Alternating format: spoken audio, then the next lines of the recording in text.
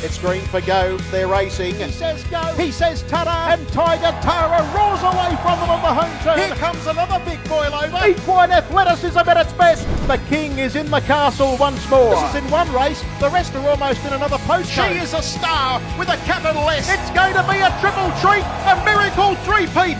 Ladies and gentlemen, you have witnessed history here at Menangle. What about that? It's getting right up on the sprint lane and it's going to bolt in. Good morning. Welcome to the Sprint Lane. Paul Cochran with you. It's great to be back. We had last week off. Jess Watkins and Freddie Hastings. G'day, Paul. Yes. Yeah. My bad. I ribbed into you, Freddie, for not turning up to a race meeting a few weeks ago. I've got to take this one. I didn't turn up last week. It was on me. But you know what? Gee, I had a good weekend. I had my school reunion. What goes on tour stays on tour, but I hope. I know, you wouldn't have picked it. No. Well, what goes on tour stays on tour, but what happens in this room goes out to the podcast, and that's why we've got Jarrod Alchin here because, mate, it's fantastic to have you on the show. Welcome. Yep, no, good to be here. One of Australia's finest trainers, building an impeccable record.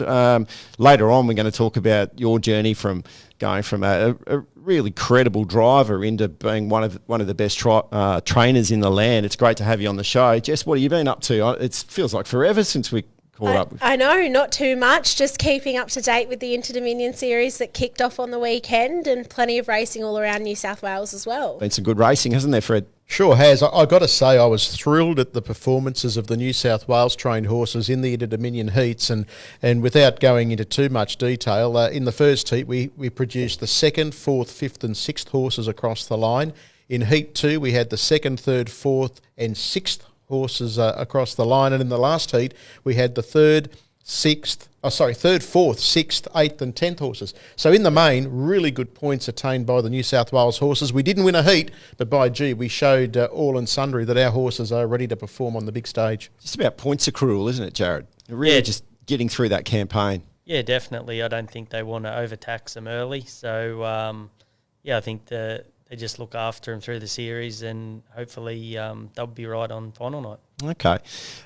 Jess, it feels like yesterday we were standing out literally right here. We were obviously a lot of the hosting for the Inter-Dominion was happening. You were out there on track taking photos. Fred, you were calling it. It was fantastic, the atmosphere. Obviously, there was so much uncertainty around Inter-Dominion 21 last year because of COVID and what we were going through. We delivered the best Inter-Dominion that's ever been, didn't we, Jess? But it just feels like yesterday. I know, I can't believe it's a year down the track, and last year's Inter-Dominion final, of course, it was unforgettable for so many reasons, but our very own Jason Grimson and Josh Gallagher got the win here, which made it that extra bit more special. Wasn't it drama, Fred? Oh, the likes of which we hadn't seen in an Inter-Dominion. And, it's one thing to go through 3 rounds of heats and then run the final over 3,009 metres, but then to have to win it in the room or defend it in the room, it became quite the spectacle. And with the unprecedented coverage that we got through, Sky Racing Central, it brought everyone into that stewards room. We all sat there transfixed on the evidence and the like, and it was, for those that haven't been in that environment, I'm sure Jarrod, as good a driver as you were, I'm sure you haven't been in the stewards room too often, but for those like me that hadn't been in an inquiry like that, it was really fascinating to watch it unfold. It was. Yeah, no, it was amazing that the people at home got to see that. Me as a driver and a trainer, you're in there probably too much, but we see it all the time and you know what happens, but for everyone else to get in there and have a look what goes on, and it can be quite daunting in there, and Jason and Josh pulled it off, which was great. Have you seen drama like that before at a harness racing meeting, Jarrod? No, probably not to that extent in such a big race, but I was wrapped for Jace. Like, he come up here and worked for me for 18 months or so when he first moved to Sydney. So to see him come out and do that was just amazing. And I actually think he's probably the one to beat in this year's Inter-Dominion myself. So what you're saying is that you're the reason Jason Grimson won the Inter-Dominion? No. Give yourself a rap, son. It was drama, though. Like, we had 2 photographers. Well, obviously, Jesse, you were taking photos and Menangle had photographers. I had 2 photographers working for me that night, and I was sort of like, all right, one of you go there, one of you go there, because we're going to know who's won this race and we want to make sure we get that moment. We thought we had the moment. when Expensive Ego won, and we had the connections of Expensive Ego, and we had Belinda out there on track. But then it was, all right, well, now we've got to get the photo of what happens next. There's some photos that we've got that we've kind of never really released of, you know, the look on people's faces as they're coming out of the steward's room. And there's this fascinating little conversation going on as David Moran's walking out of the steward's room, and there's Belinda and Jason talking behind, and there'd be a fly on the wall as to what that conversation looked like when they're just waiting on what the stewards were going to come up with on that verdict. So, yeah, fascinating night of racing. We wish Harness Racing Victoria every luck in delivering that, but good luck living up to the drama that unfolded here 12 months ago. So, but tell you what, let's get into how it's unfolded so far.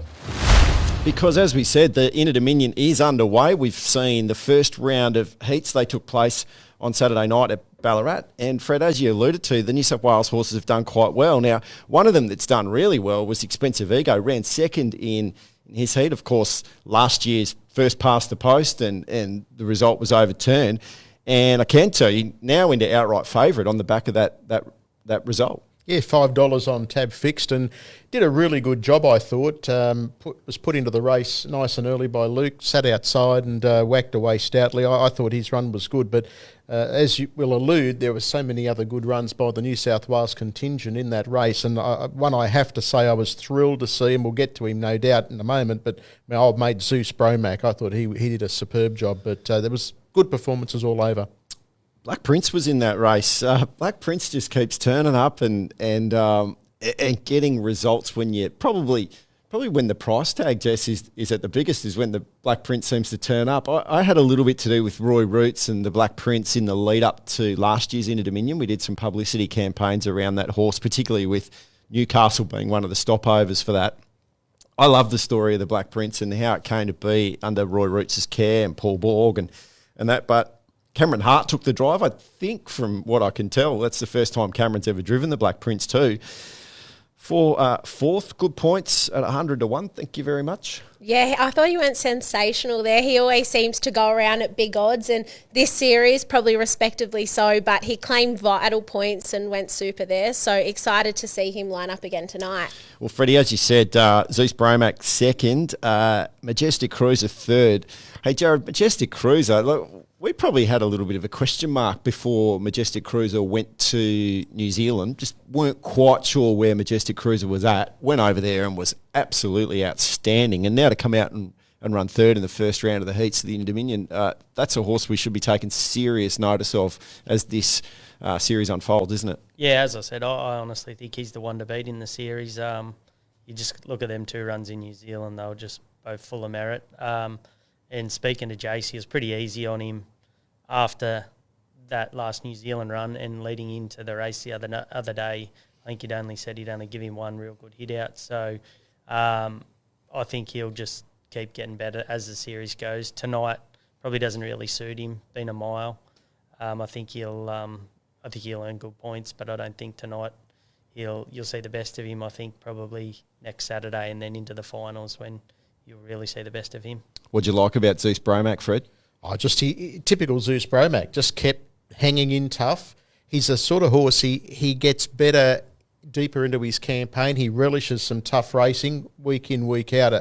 And we all know the arduous nature of an Inter Dominion campaign, and I just think the horse is suited to that. And $40 at the moment, be having a piece of that, on spec that he can get through to the final. He earned good points the other night. I know the camp were happy with him. He settled in well down there in Victoria, and I just like the horse. He's just always genuine. He won the, who'll ever forget that free-for-all here on Miracle Mile Take 1 in that horrendous storm.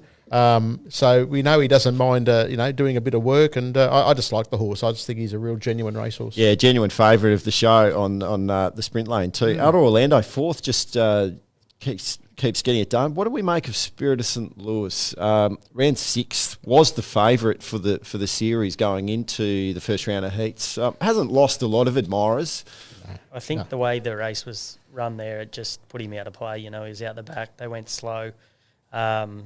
He probably hasn't gone bad. They've gone quick up the back, and he's made ground up. So I just think just forget that run, and I think he'll get better as it goes. But I think if any of the other than Majestic Cruiser, any of the New South Wales horses that will love the quick backup will be Zeus Bromac because he's a little fat fella, and I just think. Why did you look at me when you said that? The more he races, the better he'll go. I think he'll just love that quick backup. Yep. Does running 6 leave you vulnerable, Jess? You've still got 2 rounds of points, and it still comes down to draws and your luck in running. But I think with a horse of Spirit of St. Louis calibre, definitely not at all. He's still in it with a shot, and I think he'll still make the final. What did I say about Jarrod's good filly? Always forgive a good horse one bad run. And what did Madrid do? God bless her. And I think this horse, even though it wasn't a bad run, and Jarrod's 100% right, the race wasn't run to suit. He ran through the line out wide. I think you'll see a better horse. What happens if Spirit of St. Louis is somewhere around that same position again tonight? Well, then it's tougher. Then it's not panic stations, but it's certainly, you go through last year, he won all his heats pretty much. So, he was always, it was never in doubt. But I think it is a bit tricky again for him tonight. Yeah, it is he's drawn a bit wide and there's a bit of speed inside him. So I think Jack's got a few decisions to make early there because I think he needs to at least finish top 4 tonight, which I think he will. Yeah, well, fingers crossed that, certainly a good horse with some serious credentials previously in the Inter-Dominion, so good luck to everyone involved there. We saw Cast No Shadow do pretty well in the 3rd heat, ran 4th. AGS White Sox was 3rd. Bundoran 6th. We had Perfect Stride and Pitch Perfect. Oh, well back. Bonsell Benjamin, probably an absolute forget job. The defending champion, will long way back last in that, Fred. What a difference a year makes. Yeah. Just talking, earlier in the podcast about winning the race in the room, 12 months on. Yeah, the horse, I think it's fair to say, probably isn't travelling as well as he was, and he'll obviously find it with a last placing. I think it's really hard when they're racing at that elite level. When he broke down after that. Yeah, that's right. And to get him back to that elite level, it's very hard. They've got to just be so fit and be mindful that they're broken down. They've been broken down, so it's just so hard to get them elite horses back. Bundoran just continually turns up for Amanda Turnbull, just always around about the mark, Fred. Yeah, it just does what Bundoran does. And there's no doubt the sort of horse that can spring an upset with the right run, the right draw. But yeah, 6th again, and then you had. I thought AG's White Sox went all right as well. Finding it a bit easier since it's come over here and did win a race on a Tuesday, so it's a step up back to Inter-Dominion. Great, we know he's been a good horse over many seasons, but I thought his run was pretty good on Saturday as well. Yeah, I think that the draw helped him earn good points there he got across and was able to hand up. But I think I Cast No Shadow was in a little bit the same boat as probably Majestic Cruiser. I'd say he won the big race here, and then Jason went overseas and probably pretty easy on him. I think you'll see a lot sharper horse tonight. I think he's probably nearly. And he's a fast horse too, Jarrod. Like, you only got to look at his trial at Albion Park that day when he went quick time, and I think they'll let him run today, and I think he's probably a good thing in that heat. Yeah. Well, good luck to everyone involved. That's the paces. As we said, New South Wales has been really prominent through the pacing series, and well done to everyone on a really good, solid start to the Inter-Dominion campaign. Tonight will help frame how the rest of the series starts to take shape. So let's hope they all get around safely. That's the main thing. But let's hope for some good results for New South Wales pacers. Now the Trotters, we don't have as big a presence in the Trotters. That's consistent with what we've seen over previous years. We saw Phoebe Onyx and What's Up Majestic well back in that opening heat. Your brother had What's Up Majestic, Jarrod. Any word from Ricky? He's gone to the paddock now. He's not going to go Won't around continue? tonight. No, he's a bit unlucky there. He was in behind the leader, and Matty Craven just sort of punched up sort of into the sprint lane there a little bit, and Josh Dickey had to pull off, and he went from going to be in a perfect position to having to race outside the leader, which isn't his go against them better ones. He's a really quick speed horse. So, but yeah, he mustn't have pulled up any good. I haven't asked Ricky 100%, but all Ricky said was he's going to the paddock. He's already in the paddock. So. Yeah, that's a shame. Special mention for our friend of the show and Sky Racing, broadcaster Brittany Graham. She had her first ever Inter-Dominion drive, and she managed to come third with her horses she speaks so fondly of, and she spoke fondly of when she was on the show a few episodes ago. Majestic Harry, well done, Britt, and good luck for the rest of the campaign. Now, coming up, and we mentioned Cameron Hart just before, and I know that you deal directly with Cam a lot, Jarrod, but Cam's going to represent New South Wales in the Australasia Young Drivers Championship. Now, that's back after a 2-year break. It's fantastic that it's back. It really is. It's elite drivers right across Australasia who are going to be part of that. We've got the best, of course, with Cameron Hart. He's going to go on and win it for New South Wales, we hope, touch wood. But, he certainly goes in with some serious credentials. So he also had a winner on Jason Grimson's Major Meister on that card. So great to see Cam getting some results down there in Victoria. What is it about Cameron that he can just turn up at tracks and deliver? I mean, we saw him go so well over there in New Zealand, as we just mentioned. I think horses just run for him. He's very light, and he's smart. He does his form good. He's got a lot of time to do it. He doesn't work, so he's got a lot of time to do it. Between sleeping and golf. Yeah, so he's right on top of all his form, and I think more importantly, they just run for him. You know what I mean? He's very light in his hands, and he sort of. Sometimes I'll say to him, I don't know what you did that for, but it worked. You know what I mean? He's just sometimes he'll think outside the square and just does it off instinct, and it pays off for him. Yeah.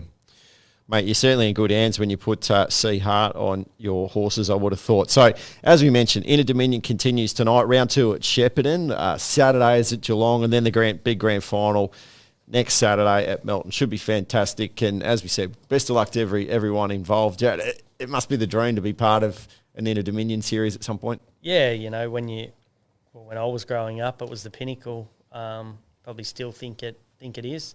I'm glad it got back to this format. I think they went away from it there for a while, but I like the quick back up into the week off into the final. I think that's the way it should be run, and I'm glad to see it's back to that format. But hopefully one day we can get one that's good enough to go around, and that's something that we strive for. And you get up every morning hoping to have an Inter-Dominion runner in your barn. And Fred, you're not a trainer, or you are an owner now, but you're not a trainer. So what does it mean to you to have been able to put the soundtrack down and be the caller of the Inter-Dominion series last year? Yeah, look, that happened to be my 5th Inter-Dominion series, but my first in the true format with the 3 rounds of heats, and also my first calling a Trotters Inter-Dominion, because the previous Inter-Dominions I got to call, we only had the Pacers division. But look, it's a privilege. I've said it before, Paul, it's a privilege to call any of these races.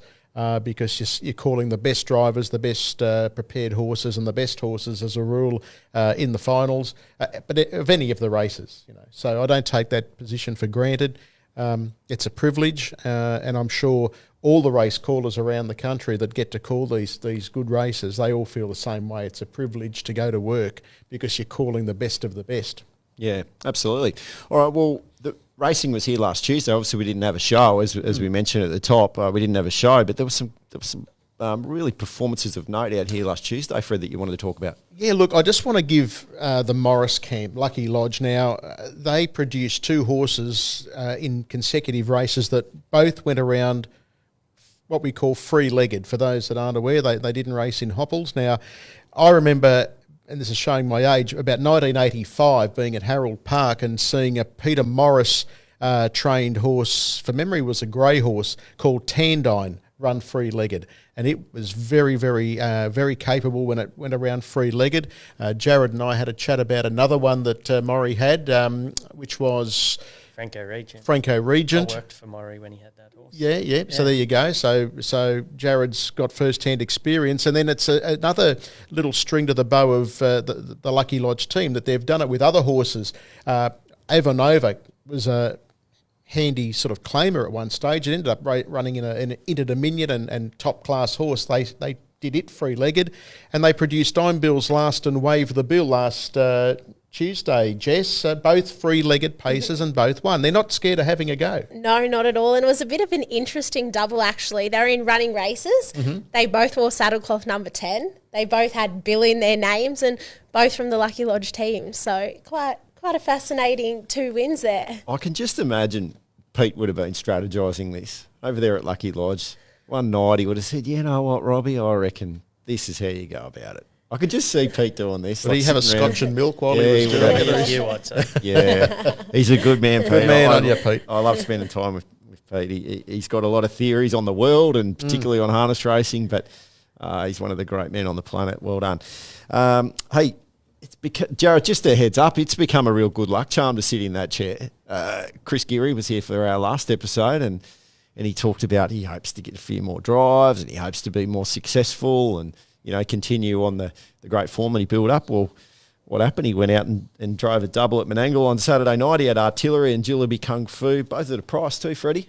Yeah, look, good to see Jillaby Kung Fu bounce back. Of course, a former winner here. In fact, it was the first time the horse had won at this track since a Chariots win. And Artillery, it swept down the outside to win. He's driving well, Chris, getting a few drives now, I guess, while Jack and Luke are away campaigning interstate. And that's a trend we'll see with a lot of these young drivers getting a go because some of the big guns that are more prominent on the premiership are down campaigning in Victoria. Chris stepped up. No stranger to the winner's stall anywhere. Certainly no stranger to the winner's stall here, and he was able to get a few wins during the week. He said that, didn't he? Sorry, but he said that on the show. He said that sometimes it's just opportunity. It might be a suspension. Because he went away for a bit and you fall down the pecking order. It could be suspension. It's just opportunity and being able to get... You've used him for some of your leading horses, haven't you? He drove my Ultimate Ronnie in the Breeders' Challenge final. No, he's a really good driver. I think you just got to be here at a period of time. Like Chris will get to a stage where he's getting heaps of drives, and then he might go to Queensland for a bit, and then you lose them drives, and he comes back. He sort of goes to Queensland and down here a few times. He chops and changes a bit, but I think if he can stay put here, he'll end up getting a fair few drives because he's a very good driver and he's a bit the same as Cam. They really run for him. But I think it's just, as you say, a lot to do with opportunity and we've got a lot of good drivers here and you just sort of got to wait your turn. I was actually only looking at the premiership the other day.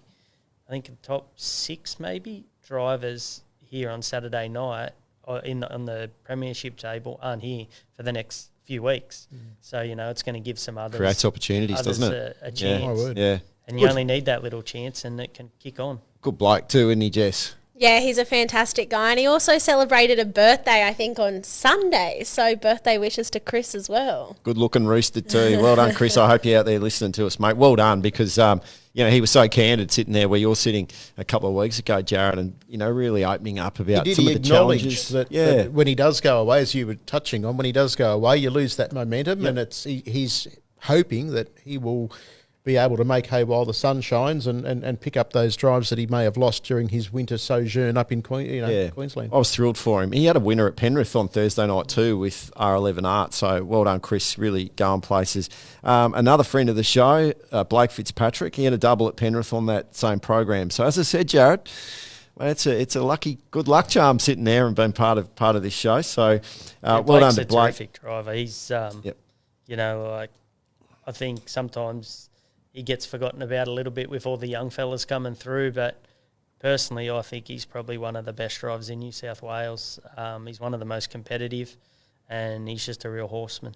He had one of his gallopers go around yesterday too at Taree, I noticed, and almost won. It ran second at a price, ran really well. I noticed they were sort of talking about it on the Sky coverage about Blake Fitzpatrick and said, you probably know this bloke from harness racing. So, well done. He's doing great things right across the equine industry. Leighton Green had a double at Penrith for the McDowells as well. We've talked about Leighton before. Really, really super talented emerging young driver. Just on that double, Paul, both regional Breeders' Challenge heats he picked up there. So, or 2 of the Breeders' Challenge heats for Team McDowell. So that was a nice little fill-up for those that follow Leighton and Team McDowell. Yeah, he's a good kid too. He's so polite. He's always very, very respectful when you talk to him and has a bit of a laugh. And, I've got a lot of time for Leighton. He's a good fella.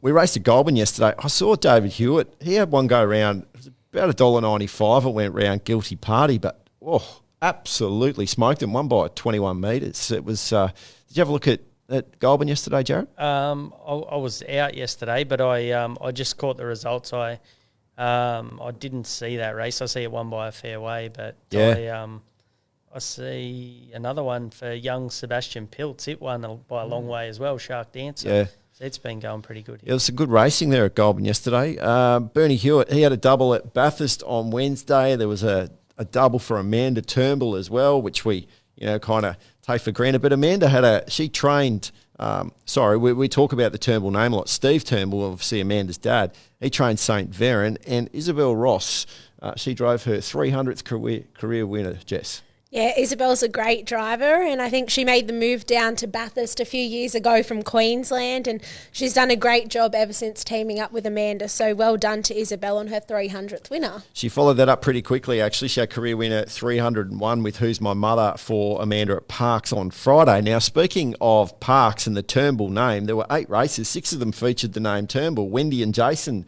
teamed up for a treble, Freddie.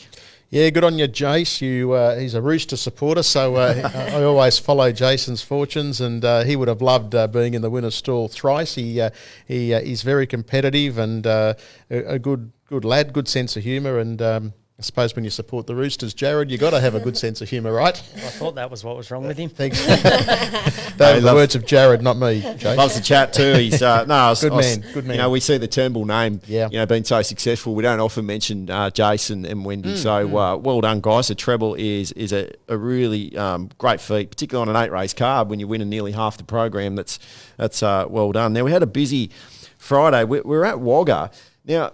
A cool little story. The winner of the first was driven by Luke Mulley. Now, I had to look through the records because there were some people saying, surely that can't be Luke Mulley's first winner, but it was. It's the first time he's driven a winner. So Luke won the first. He's been driving since about 2008. Now, to clarify this, I thought, because people were sort of pouring a bit of doubt into my head, and I thought, well, I'll give him a call. And I had about half an hour on the phone with Luke yesterday. Great fella. We had a great chat.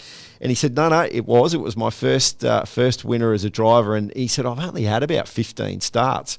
Now, the horse that he drove has been sort of, like it had been in different hands. Cameron Ross had it here, Paige Bevan had it, Jonah Hutchinson. And so it ends up, he puts some work as a track driver into this horse. And all he did, he said, all I did was I took the shoes off the horse.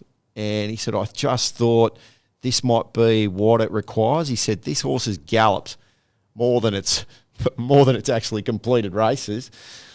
And he said, look, I wouldn't mind just having one drive on it just to see. And sure enough, it goes out and wins. So his first ever career winner. Yeah, well done, Luke. It was fantastic. He was chuffed with it. Bit of a 3-way go. But in the photo, he said, you wouldn't see me even if because I said, surely you gave it a claim. It's your first winner's like you winning the Inter-Dominion. He said, no, I certainly didn't Yahoo like that. But he had Blake Jones and Jackson Painting either side of him. So he said, you wouldn't have seen him either. I said, well, they're tight finish. couple of pretty good scalps to take down for your first ever winner. 2 of the guys that we, are pulling those big numbers in bulk winners down there in the Riverina. So well done, Luke. I was really happy for him. And as I said, I had a great chat to him yesterday. And he said he's a listener to the podcast too. He tunes in while he's out having a run. Did you think we'd be the soundtrack to someone's fitness routine, Fred? Well, us being the epitome of fitness, of course. What are you saying? Good on you, Luke. And just you mentioned Jackson then, another winner just on their sojourn up here in New South Wales. They won with Delightful Angel the other day, Jarrod. It's been I know it was brought about by necessity with the terrible weather conditions and the flooding in that area, but it's been good to have David up here and Jackson and campaigning horses. Yeah, well, we're good mates. Yeah. And it was good that him and his wife Prue, they've come up here and they set up base for about 6 weeks. They just went home. They went home on the weekend, and I actually got Delightful Angel to train now. So, oh, okay. So she's in my barn. She's in Saturday night. But, Jack and Dave, they do a terrific job. They got a really good facility out there. They got a water walker and they got the sand track. And, they just have them ultra fit. And Jack's a good driver. and Dave's a good trainer, and their combination just works. Just works, doesn't it? Yeah. No, it was great having Jack on. We've had good feedback from the chat we had with Jackson too. Double on that Wagga card for Blake Micallef and Brad Hewitt. He put 3 in a row there at the back end of that program too. So, certainly piling up the winners there. One that we should mention, Chris Judd. He had his first Metro winner here at Menangle on the weekend too. So well done, Chris. Certainly been in and around the industry for a bit, Jess, and it was great to see. Yeah, another horseman that's come up from the Riverina, and he does a great job. I think he shoes a lot of the horses up at the barns as well, working as a farrier, so a very talented horseman, and good to see him here in the winner's circle on a Saturday night. I wonder whether Juddy listens to the show while he's going for a run. Well, I think you've confused him with the great AFL player who won the Brownlow medal for the West Coast Eagles and Carlton. Fantastic. Well done, Chris. We love sort of talking about these personal milestones. We're in Inter-Dominion week, but someone's Inter-Dominion is their first winner at Metropolitan level, here at headquarters. So well done to He does a great job. Everyone. He's very, very dedicated.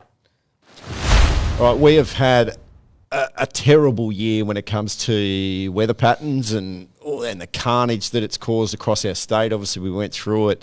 Here at Menangle and the Hawkesbury region around Miracle Mile Carnival, as we mentioned before, with that horrific ordeal that we went through then. But the last time we did the show 2 weeks ago, we referenced what Eugowra was going through, and we wished them luck. I mean, it escalated significantly almost straight off the back of that.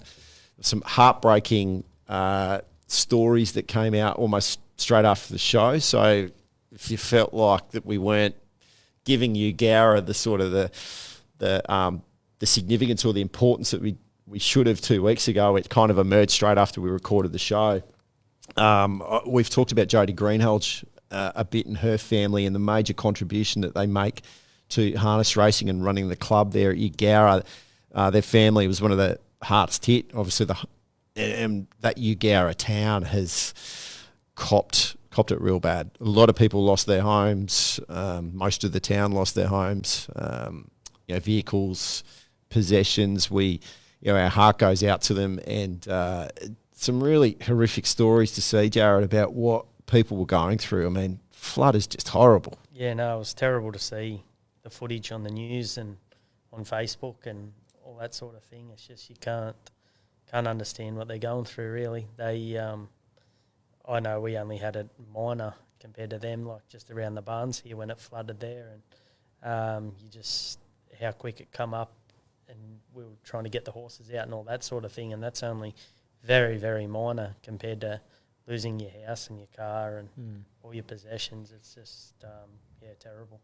Jodie was on. Jodie did a sort of a walk and talk through her ordeal with a current affair, actually. So it was national coverage of what they went through. And she talks about people being in the house and her son having to go up on the roof and, just to escape it, and sort of 7 or 8 hours stuck up on the roof, and this sort of 1,200 metre wall of water just suddenly bang within 30 seconds just hit.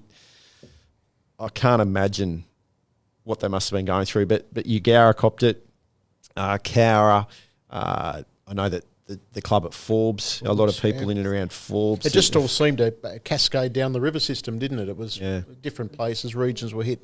And that's one of the reasons why actually Jack and Dave Kennedy come up for that 6 weeks. And I even know, speaking to Jack this morning, Jack still's got to get a boat to work. Wow. It still hasn't gone down at their place yet. So Incredible. Dave's got to go and pick him up in the tinny and then drop him back to the wherever it is, I don't know, where he drops him off and picks him up. So, it affects everyone differently. Thankfully, Jack and Dave and them guys, they didn't lose any possessions or anything like that. The roads are all flooded. But, them guys out at Eugowra, it's just heartbreaking. Oh, it is. It is. Look, Harness Racing New South Wales is there to help. There's a process you can get in touch with, like through the website, all the details on the Harness Racing New South Wales website about how you can apply for some help and some funding relief to try and get yourself back on your feet. Morris Logues and Brett Skelly at Harness Racing New South Wales are the key contacts there to do that. But ring the office if you're struggling for a point of contact there, and people are there to help. I feel really proud. I know that we haven't, as an organisation, gone out and sort of shouted from the rooftops some of the help that's been afforded, but I do know that people went into some nearby towns, for example, and filled up utes full of air mattresses and supplies and food and that, and went and delivered them not just to harness racing people, but to the whole community there in Eugowra. And they're not the things that most people are going to know about, but I'm going to tell people through this podcast that's what Harness Racing New South Wales has done, not just for harness racing people, but for the whole town as part of the flood relief campaign. And I feel really proud to work for an organisation that's done that. Yeah, well, I think Mick Dummersey's got a lot to be thankful there too. I know he's been on the front foot, rallying some troops. Worked hard, hasn't he? And all that sort of thing. And he's a good man, Mick, and it's good to see that he's doing good things there. Yeah, that's actually the best thing that I've seen this week was the creation of Team Flood Relief and seeing participants jump on board and offer throughout the month of December some of their own earnings to try and help the communities out there that have been affected. So it's just been horrible. So please get in touch with Harness Racing New South Wales, find out the ways that we can help you. But beyond that, there's government initiatives. There's, the federal and state government funding relief programs and assistance packages. Please access them. They're there. We hear these stories about these unused grants from previous flooding episodes across New South Wales that people haven't accessed. It's there to help. Please take advantage of it, because we want to see people get back on their feet, and help's there. So don't do this alone. Now, Jess, as we've said, the harness racing industry does amazing things in philanthropic and charity work, and that one of the things that we did through November, we're just at the tail end of it. What have we got? The last day. Today's the last day of it. Today, yes. Racing for prostate cancer. Where's that at? Yeah, so we've raised $10,800 from Success on the Track. Yep. TAB have also thrown in a further $5,000, so that brings us up to $15,800.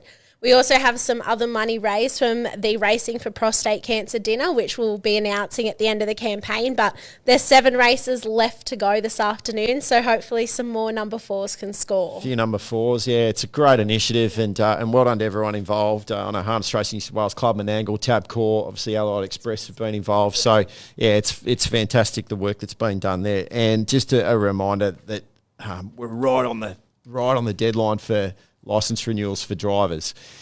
This has been in the pipeline now for nearly 12 months, where we've said this is coming at the end of 2022. You've got to get your licence renewals in. Now, if you don't get them in, what happens is, like any industry, any line of work, people go on holidays, they go on Christmas leave and that. Now, harness racing industry continues, but the admin team have really got the sleeves rolled up there at headquarters, at our office, trying to get through all these, and that backlog's going to cause problems. So please get them in. That's why that deadline is the 30th of November.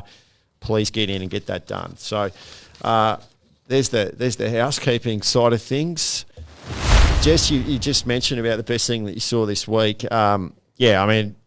That's the beauty of our sport. We do cool stuff outside of what happens on the track. Yeah, that's right. And even if it is from Success on the Track, everyone really bands together to help not only their own harness racing community, but the extended community. So well done to everyone involved there, but special mention to Mick Dummersey. He's really been driving it on social media and helping to get people on board. Yeah. Freddie? That's a very hard act to follow. It is, and just echoing what you say, what you've all said about Mick. But I was thrilled to see a horse called Unfazed win on Saturday. Charles Policina's done a really good job with this horse. Came across from New Zealand. Has just, I think he's won, I think it's 6 now for Charlie. Sat outside them, did a good job. Sean Grayling drove in the absence of Gavin, who was down driving the team at Ballarat. And I just thought he's done a really good job with this horse. He's had a few issues when he first came across, but Charlie's worked them out and ran fourth in that carousel final. Did win the young drivers race? Did. Is that what Yeah, Taylor Osborne was on in the Yeah. young drivers? So that's the calibre of horse. He's proving to be a very handy horse. Just can't draw a gate. I think he's drawn 10 again on Saturday. He drew out wider on Saturday just gone, but he's doing a good job with him, Charlie. Yeah, I honestly think he's one horse. I've been pumping this horse's tyres up for a long time, and I think he'll go through to free-for-all grade, and as long as his manners stay all right, he They've can been get a little much better, haven't they, Jarrod? He can get a little hot. Yeah. But I honestly think he'll match up to free-for-all grade. Yeah, outstanding. You got something cool that you've seen this week, Jarrod?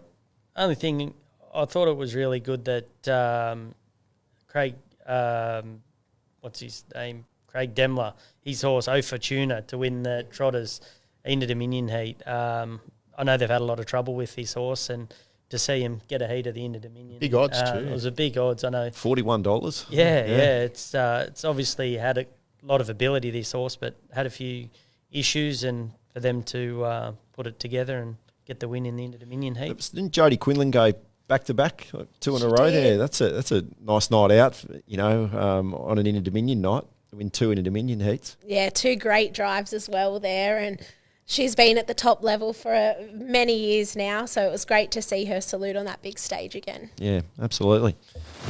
All right, well, Jarrod, normally in this segment we sort of sit down with our guest and we talk about the guest, and we will, but I want to kick off with obviously Madrid has been a horse that has been on a lot of people's radar and one of the really, really star young fillies across the country. There was some reference in recent weeks that Madrid might potentially go overseas. What's the latest on Madrid? Well, she's just come back into work today, so she's come back into work, and we'll aim towards the Ladyship Mile with her.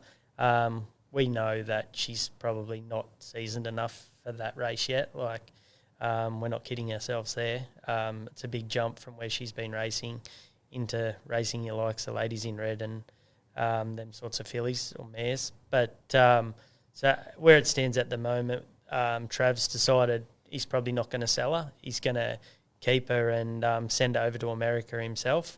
So just the logistics and everything will be sort of finalised within the next couple of weeks, I'd say. But at this stage, we'll probably look to run her through the Ladyship Mile series, try and ground her, sort of some grounding for them better races. You know what I mean? She knows she's getting thrown in at the deep end, so to speak. But if we can drive her more conservative and just let her hit the line a couple of times, I think that'll suit her well for down the track. But so then we'll get through that and go to Wagga, to the series over Easter there, the 4 and 5-year-old mares race. And then at this stage, she'll look to go to America straight after that. That'd be great to see her go around in the Riverina Championships. Yeah, well, that at this stage, that'll be the plan. But, we'll know more within the next 2 weeks, the logistics of when she's going to go to America and that sort of thing. So yeah. Gee, that'd be sad to see her go. I mean, she means so much to you, doesn't she? Yeah, she's been very good to me. She come to me as a yearling that was doing everything wrong. And then, to take her through to where she's got to now, I think she's won over 300,000 for us. So she's won 2 Group 1s and second in another one. She's been a terrific filly for our stable. What a golden sort of... I mean, I've sort of been in and around this sport as an employee just under 2 years, and in that time I've seen you have, the couple of my ultimates, Madrid. You've really owned that 2 and 3-year-old patch. Like, you've been the preeminent trainer with some really elite 2 and 3-year-olds.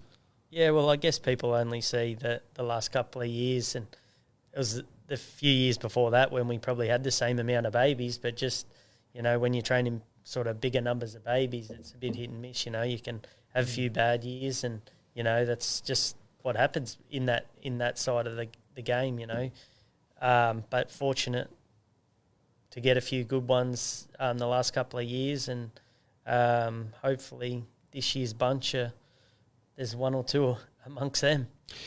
We sat down and we did we had a really lengthy interview for the New South Wales Bred Show prior to the Breeders' Challenge Series, and we talked about your journey from being a driver who put some really good runs on the board and did really well, but you started to skew your career more towards training. Like, can you talk me through what was the trigger for that?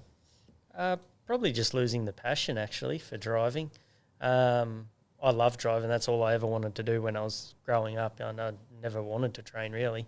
Just wanted to drive. But in saying that, no one's just going to go and put you on. You know, you got to do the hard yards and you got to muck stables out and do all that sort of thing. So, yeah, when I come to Sydney, I wasn't interested in training. And then a few sort of smart guys said to me, you're sort of going to have to pull your head in and learn how to train because when you lose your claim, it's going to be very difficult in Sydney.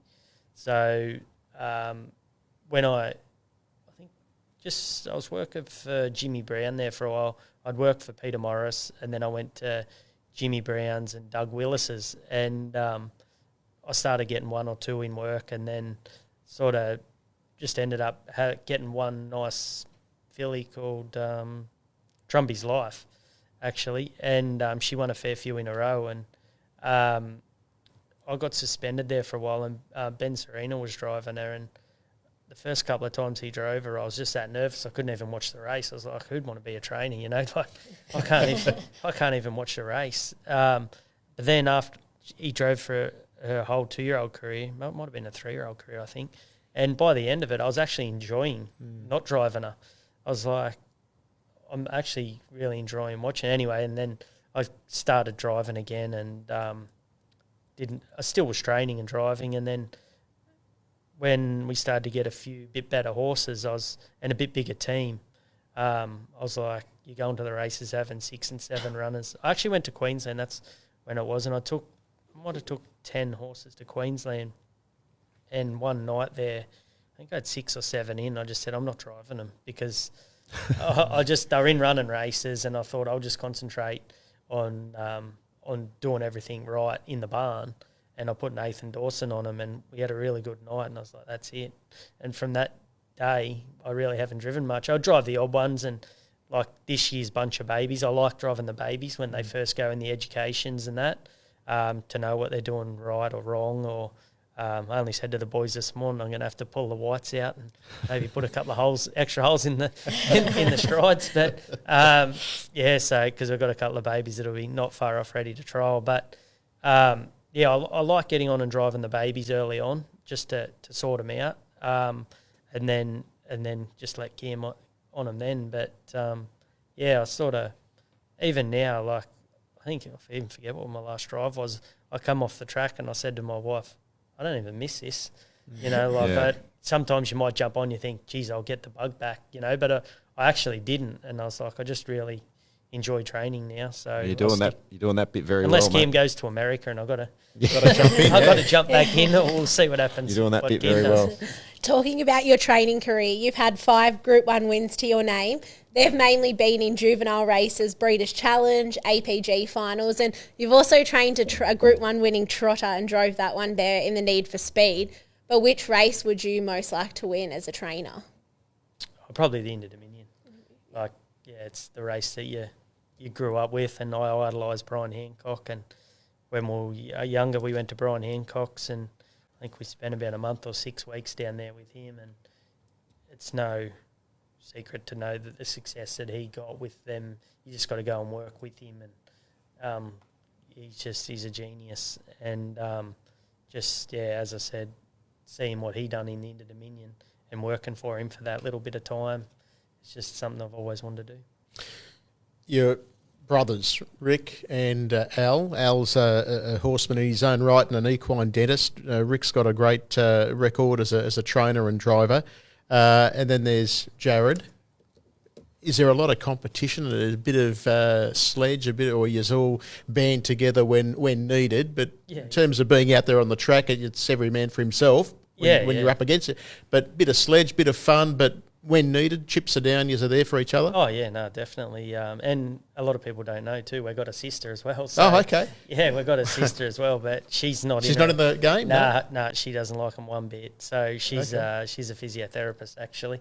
Okay. So, yeah, there's the 4 of us, but Hannah... So she's the richest? Yeah, she will be, yeah, definitely. But, yeah, she's just had a little daughter, Frankie, at the moment, so she's on maternity leave. But, yeah, no one really knows that we've got a got a sister, Hannah. Okay, I'm going to ask the question because I've asked you this before. You probably know where I'm heading with this, but I'm going to ask the question because I've had a couple of people say, you're saying their name wrong. You often get called Alchin. I refer to you as Alchin when I'm calling a race. I'll say trained by Jarrod Alchin. What is the correct, or is there a correct, or does it not matter? I guess it probably doesn't really matter, but we've always said Alchin. Alchin, yeah. But even now, since coming to Sydney, I found myself saying Alchin. Okay, right. So, but we do say Alchin. It's always Alchin? been Okay. Alchin. Well, I feel better now. Nana So Pop and everyone. It's always been Alchin, but everyone in Sydney, since we've come to Sydney, is Alchin. And even now, sometimes I'll find myself saying Alchin. it, yeah. So well, to the narc who had a track, I think. In Queensland, I was right. In Queensland, they put hay on the end of it. Alchin hay. yeah. Hey, Jarrod, you told me something really, really intriguing a little while back. You're allergic to horses. Yeah, I am.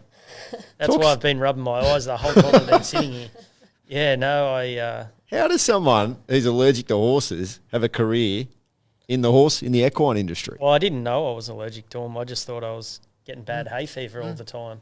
And I was a while ago, I was getting, probably only 2 years ago, I was getting bad headaches. And so I went to an ENT specialist and they done the scratch test. And he come out, or my arm blew right up where they injected the stuff. And they said, oh, well, I hope you're not, don't have anything to do with horses. I said, I'm a horse trainer. And he goes, oh, you're taking the piss. He said, tell me really. I said, no, I am. I'm a horse trainer. He said, well, you might have to look for a new profession. I said, well, that's not happening. Just give me whatever I can. So, yeah, I just take all the stuff every day, and some days are worse than others. But So what are you on, just like a antihistamine in the morning or something like just that? nose sprays and tablets twice a day. And That makes two of us because I'm also allergic to really? horses. Yeah, I've heard of other people too. I'm finding it's more and more prevalent in an industry which just seems so fascinating. This year seems worse than other years too. I don't know whether it's because of all the rain and the pollen about, but it's really hammering me this week. Yeah, well, mate, you're not allergic to training winners and having super success, and it's fantastic to see you. You really are a rising star in the training ranks. I mean, I don't say that lightly. I think we can pretty accurately say that, can't we, Jess? Yeah, definitely. He's definitely one of our gun trainers here in the metropolitan region, and I know he's doing everyone back home in Temora very proud. Yeah, and obviously the premiership table, you talked about the drivers' premiership. Was that half an eye with 1.5 eyes on the premiership for the trainers? Or No. I actually don't know why I was looking at that. But no, we don't train big enough numbers to sort of to feature in the premierships too much. But I mainly pride ourselves on our strike rate. I think last time we looked, we're up around the 30% at the moment, and that's something I pride myself on. Whether it be a rating up to 48 race or whether it be a metro race or a Group 1 race, it doesn't matter. As long as your horse is competitive every time it goes around, that's a thing that I pride myself and the stable on.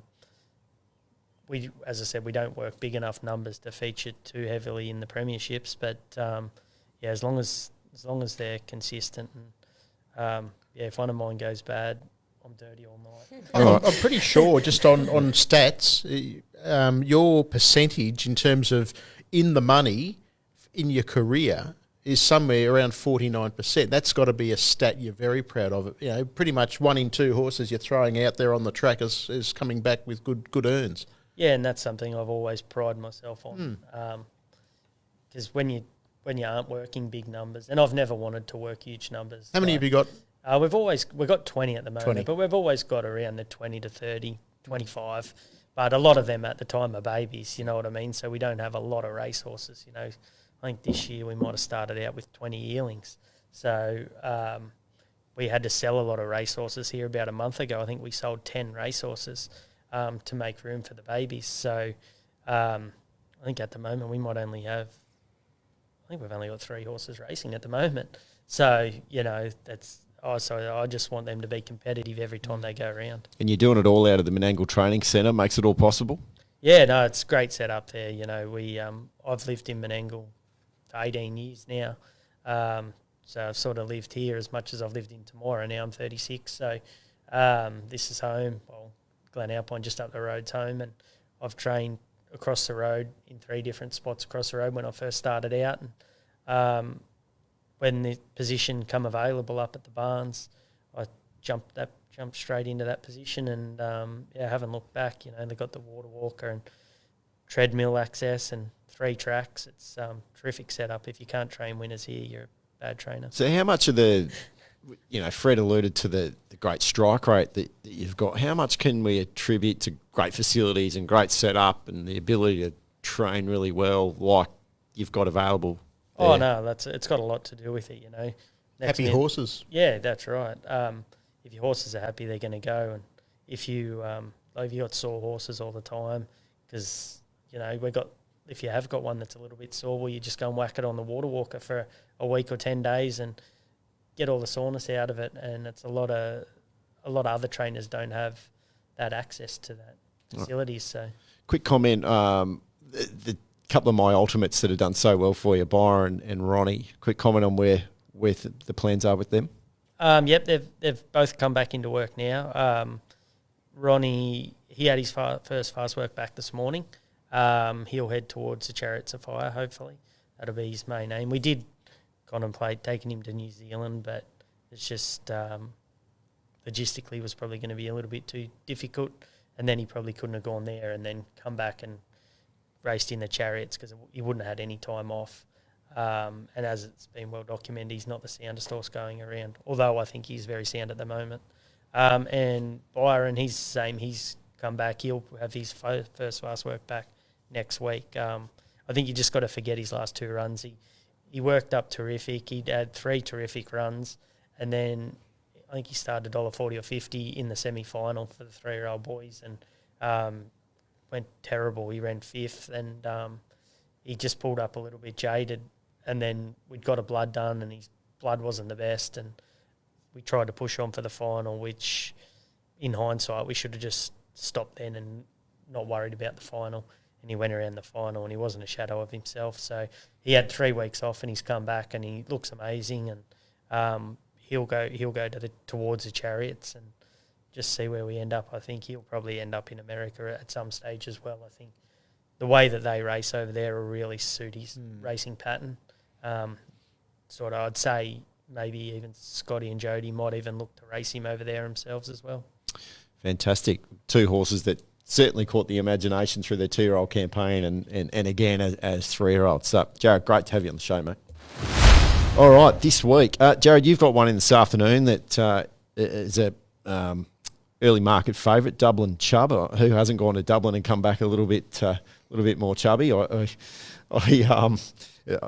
be something in the black beer that they serve over there, Fred. I don't know. Love a good Guinness. Yes, that's my excuse. I'm sticking to it. What are we making of Dublin Chubb this afternoon, Jarrod? He's got plenty of ability, but he's got a fair few head issues. If he does everything right, he should win. He come to me with doing plenty wrong, and he'd just been so good in track work, and I stepped him out at the trials, and he was dangerous. Kim didn't know what was going on.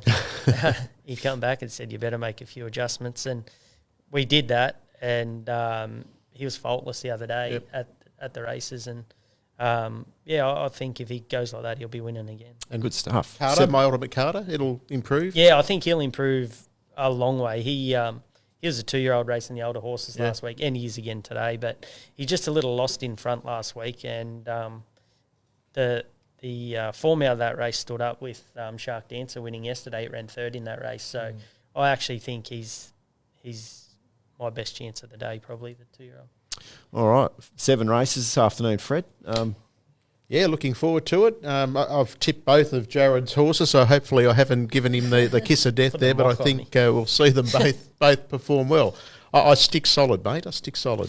Albury tonight. We've got Bathurst Wednesday as usual. Tamworth and Penrith on Thursday. Young and Newcastle on Friday. And Newcastle's on Monday as well. 8 races at Menangle Saturday night, Jess? Yeah, and a nice Group 3 there for the mares in the teeny Stakes. And Total Diva, she's looking to make it 3 in a row. Okay. All right. Well, there is, as we said, it's also created a great opportunity for people who don't necessarily get the recognition or the spotlight or the the drives that they normally get, that with the Inter-Dominion on, and as Jarrod said, the first 6 on the premiership table are unavailable, which means we're going to see Joshy Gallagher's going to go around. I mean, Josh Gallagher won the Inter-Dominion last year right here. Will Ricks and Chris Geary's, all these type of guys. I know a couple of the boys from the bush are coming up. I know Jack's gone home, but he's going to come back this week. Yeah, Blake Jones will be here. Blake Jones, so... Yep. Just while we've got you on talking Saturday, Regal Attire went around and was very well supported in the trot on Saturday and ran 6th. How to pull up? You weren't happy? Yeah. I was real dirty on him. So we'll drive him again on Saturday. Barry, I'll get a blood done of him on Wednesday, but I think it was a case of me being too easy on him. Right, okay. He raced in Queensland. I was actually, even though he didn't run anywhere in Queensland, I was really happy with him because he sat in the death that day. And then he come back here and raced last week and he ran home in 27.3 and Kim said it was the best he'd ever felt. So I thought, he's racing 3 weeks in a row. I don't want to kill him during the week. And he can cop a little bit of work. Yep. So I was very easy on him last week and I think he's going to have a very hard week. He had a bit of a bludge on you, you're saying, so you're making up for it this week. He had a good blow and... He's going to cop it this week. So we'll probably see a better horse. I think he gets in a sort of race where he should be very competitive in. I'll get a blood done of him tomorrow and just make sure everything's all right, which I think it is. I think he just had a bludge on me. But the other little mare that I got off Jack, I know she's stepping up in grade. Delightful Angel in that teeny stake. So I know I worked her this morning. I really like her. So she's probably a little bit outgraded there, but I think give her a few runs in that grade, and I reckon she might step up to it. Great. Well, one we should mention, Chloe Formosa is going to have her first Metropolitan drive here at Menangle on Saturday night too. The Dad Michael's in here this afternoon. Again, great. We're seeing some of our regional drivers come to town and take advantage of the opportunities that are available. Well, Jarrod, I don't know. Maybe you just tipped us into one that you think is one to keep an eye out for in our Black Bookers segment. Oh, no, I don't like tipping any of mine because have you got one for us? I put the mock on them. Actually, I'm not actually tipping this horse, but one of Ricky's, it's been absolutely flying in the free-for-alls at Kid Montana. Every week it's breaking the clock. I think if it just can draw a barrier it's in again in the free-for-all Saturday night, but if it can just draw a barrier in one of them races or drop back to that grade below, it'll be winning. It's absolutely flying, I reckon. All right, Jess, before you say a word. Now, as we've said, anyone who follows our podcast has actually been steered into some pretty good winners. Let's be honest. And we're not saying that just to give ourselves a pat on the back. Now, you might have clocked this beyond any expectations. Go on, tell us the story. I black booked Sporting Rage a few weeks ago for Bruce Harpley and had one start, I think, around about midfield 5th, and then on Friday at Wagga, comes out, wins, paid $54 on the tote. You're Happy guilty. days, and then in the last, So Much Better was one of my black bookers from quite a few weeks ago as well, and one paid $6. So on fire. Very happy day on the punt. I'm doing a lap of honour around the Penrith broadcast box, which isn't very big, I might point out, when Paint Me a Reason, my black booker, won last Thursday. 2 Thursdays ago. She then came out and paid $8 the place on Thursday just gone. I'm thinking, how good's this? Jess comes out and tips a 50-1 winner. That just trumps everyone. Absolutely on fire. So, do we have a drum roll? We need a drum roll. Hang on. No, that's not a drum roll. It's just the drums. It was a pretty long applause. It was a good, best applause. Outstanding, Jess. Well done. I hope some of the listeners got around it. As we said, and Caligula, Caligula came out one again. Oh, the Wonder Horse. The Wonder Horse. Gee, we've Jarrod, you've got one of the first, so we can't keep this show going too much longer because you've got a horse ready. You've got to get a horse ready for the first. Sorry, I'm talking broken biscuits here. Second, we've got a bit of time. You're in the second day. So let's just relax and we'll go for another half hour. Yeah, but we're all right. But we're all got our pens ready for Jess's Black Booker. Yes. Yeah, so what have we got this week? So this week, I'm heading from Penrith last week. It's had 3 starts. It hasn't run anywhere, but Solero for Johnny Wheeler and Will Rickson drove it on that occasion. It went the quickest last half, even though it went last, and I think if it steps back into maiden grade, it could threaten there. So Solero. Wow. Well, You've set the bar high, so whether they're going to get good luck. $54 or whatever, I don't know. But, you know, if you're listening, keep an eye because Jess is on fire lately with their black bookers. You've been doing well too, Fred. I'm sticking with Electra, Paul. Ran a good fourth on Saturday. Didn't get a lot of luck up the straight. In fact, it was a real checkered passage for Sean Grayling. Again, unfortunately, draws out deep, barrier 10. But I think this is a race where you'll see her with a good run in transit and a bit of luck in the straight. She can improve on that fourth. Electra. My black booker is not a horse. Oh, we have got something really, really, and I'll say really again, really exciting for the entire equine harness racing industry next week.